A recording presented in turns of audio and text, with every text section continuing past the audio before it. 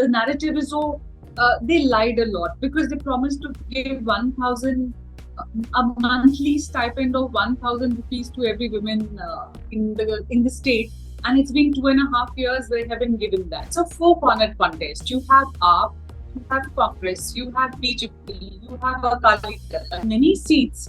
The main contest seems to be between AAP and Congress.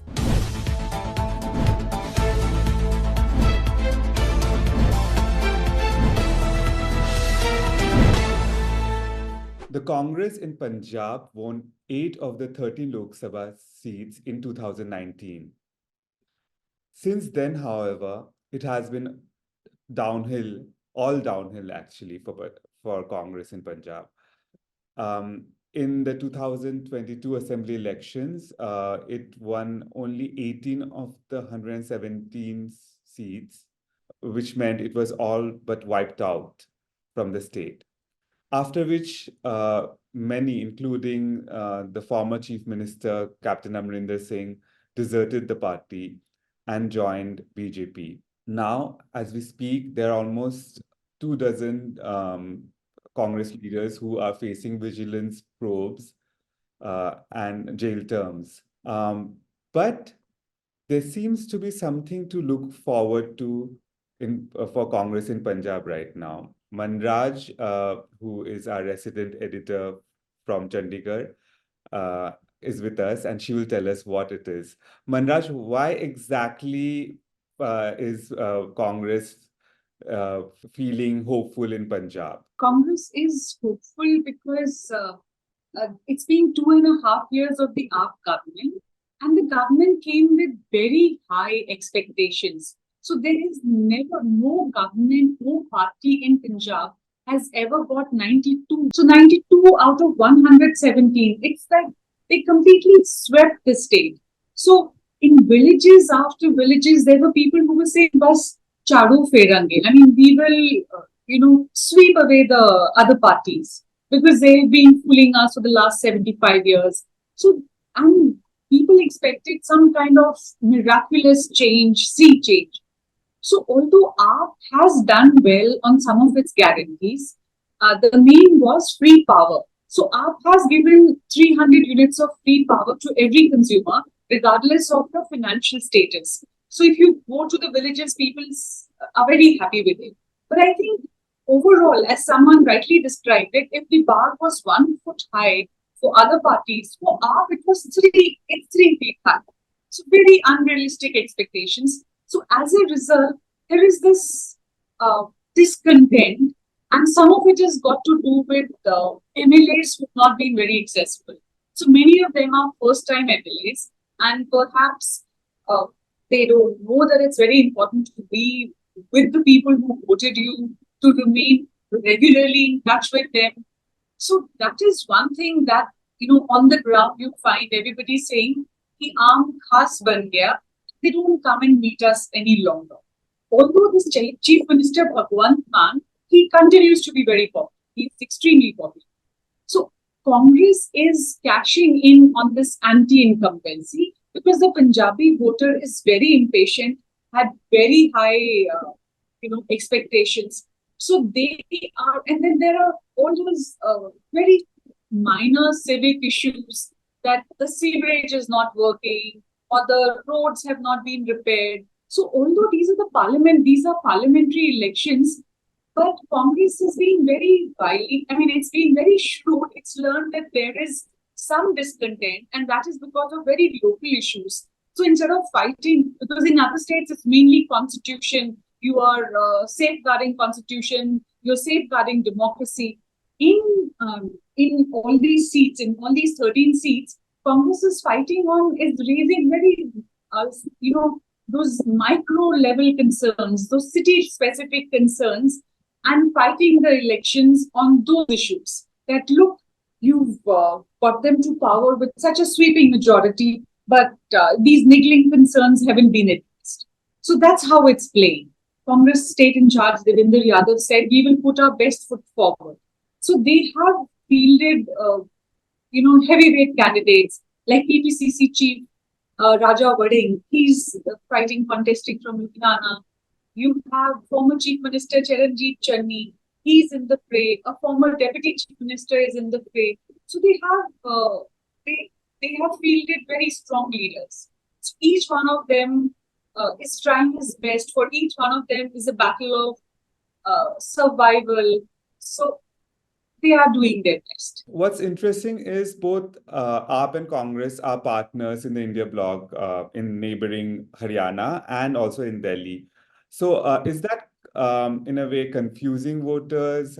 How is it playing out on the ground? Really, it's not really confusing voters here. Right from the very outset, AAP had also maintained that we are a very strong party.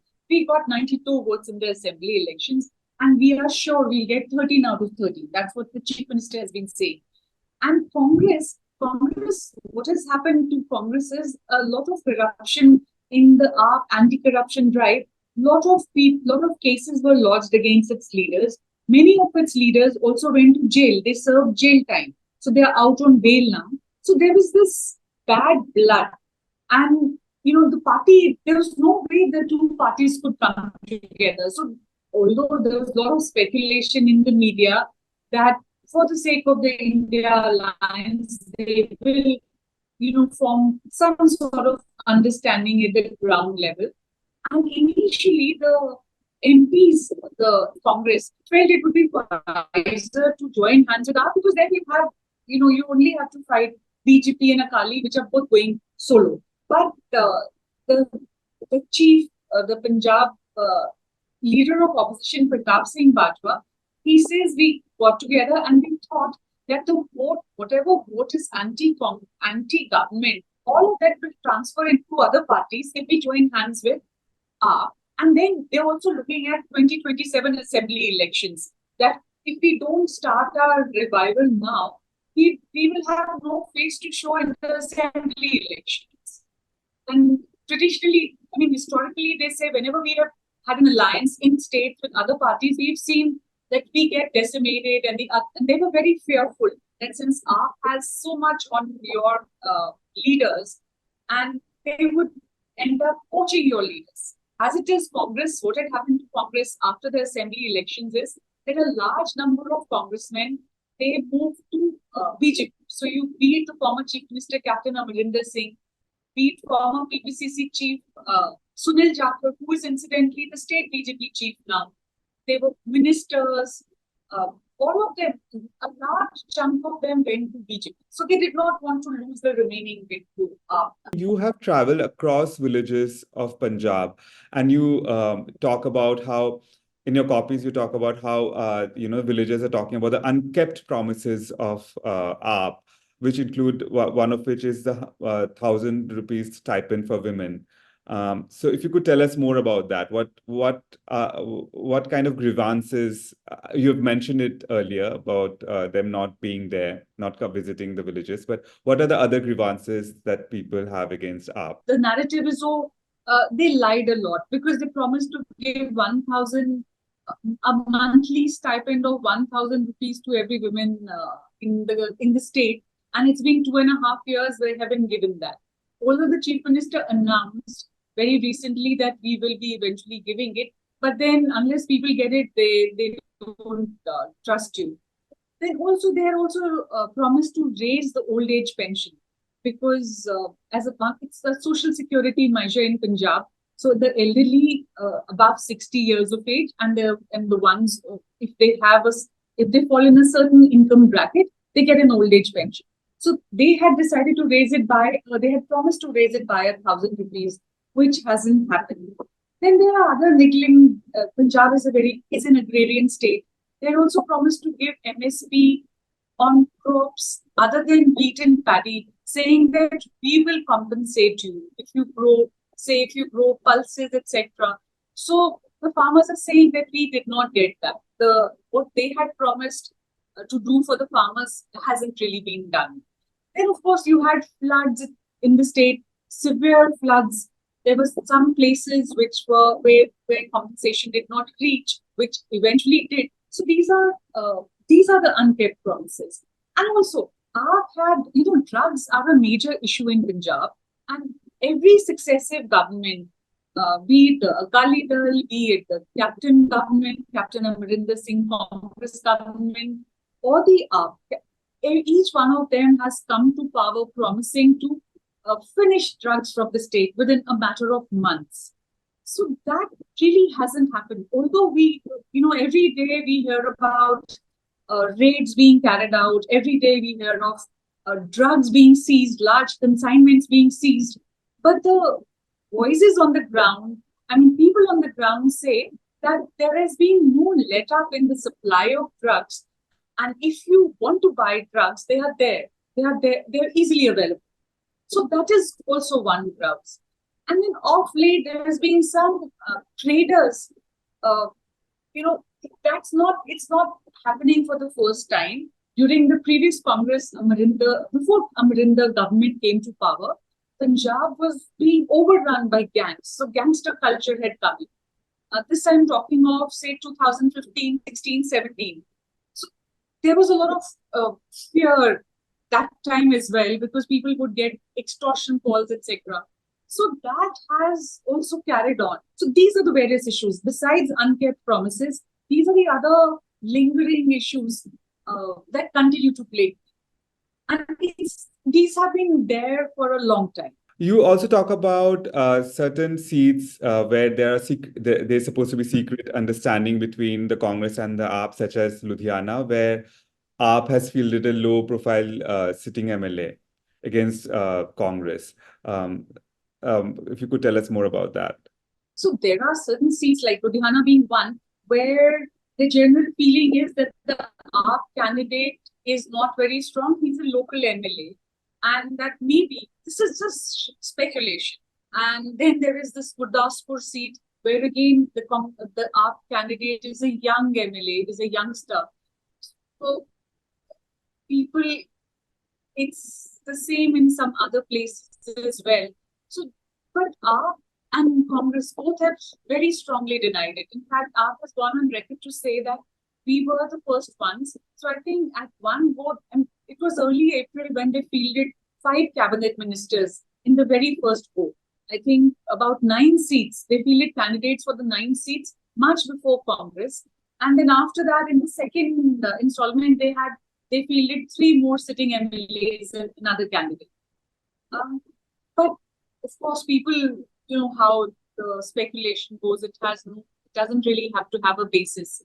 So the very fact that there is a very high-profile Congress candidate and the AAP candidate is not so high-profile gives rise to such speculations.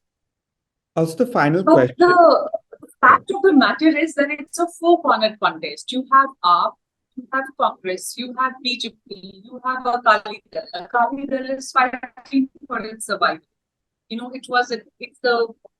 It's the oldest regional party of India, and it got a severe drubbing in the last assembly elections when it could muster only 3 seats. So they are trying very hard to revive themselves. So in these elections, the party which will be able to safeguard its vote will be the winner, because otherwise there's a lot of slicing going around. Talking about going back to Congress, on June 1st, when Punjab votes, also happens to be the 40th anniversary of Operation Blue Star. Do you think that will have a detrimental effect on Congress' chances, or have old wounds been healed? No, not really. It's a very painful chapter in Punjab's history, but people have moved on, and that's what I keep. Because had the people taken a decision against Congress, that they would have never voted for Congress. But Congress has come to power several times in the last 3 decades, 4 decades now. As you said, it's the 40th anniversary of Operation Blue Star. So that doesn't really hold good. And whatever grievances people may have had against Rahul Gandhi, because there used to be always this, the opposition and many parties would bring to fore this question, that this narrative that you never apologized for the government the Congress never really apologized for Operation Blue Star. But Rahul Gandhi has been to the Golden Temple several times. He came on a private visit, spent 3 days was very visible there, was part of the Sangat, the community, did seva in the community kitchen, did the, you know, cleaned the footwear and so on of the pilgrims. So I think that's in the past. It is painful, but people are not going to hold the present Congress to account for that. So, finally, to wrap up, will Congress really benefit from the anti-incumbency sentiments against AAP? Only time or June 4th will tell. Thank you, Manraj, for Yes, joining us for this. we will have to wait for June 4th, because this time the people have been very, they are, it's like this. They are very confusing. You go talk to someone and he'll tell you, nahi, koi kam nahi hoya, no work has been done. Then you ask them, what about the electricity bill? Oh yes, that's a very good step. I don't get any bill any longer. What about the Aam Aadmi clinics? Yeah. I'm very happy with that. So there's some confusion, and also the very fact that there are 4 candidates in the fray, and although at many seats the main contest seems to be between AAP and Congress, but you see, Congress had already had 8 seats in the last Lok Sabha election, and AAP had only 1. So we don't really know who will gain more. Okay, so yeah, till June 4th, keep on watching our YouTube channel. And on June 4th, we'll have a special discussion with Manraj and other political experts on Punjab and other Indian states. Thank you for watching this video, and keep on watching our videos on the Indian Express YouTube channel. Do subscribe to us. Thank you.